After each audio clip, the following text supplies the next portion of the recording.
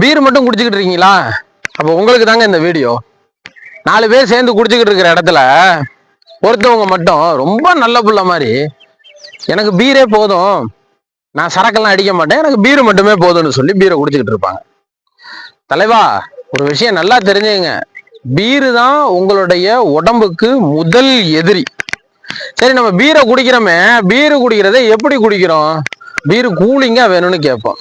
Full கூலிங்ல வரக்கூடிய ஒரு பீரை full கேஸோட நீங்க உள்ள தள்ளும் போது உங்களுடைய உணவு குழல் இருக்கு பாத்தீங்களா, உணவு செல்லும் பாதை முதல்ல அது அரிக்கப்படுது.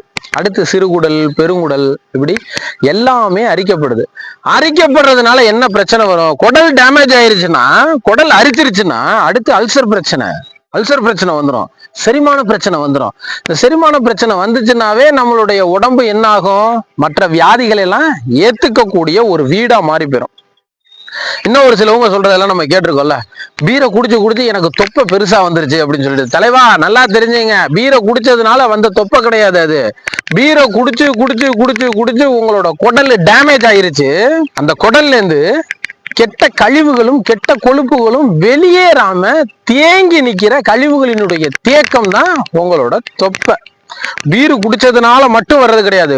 பீரு குடிச்சு உங்களுடைய குடல் டேமேஜ் ஆனதுனால வந்த ஒரு வினைதான்.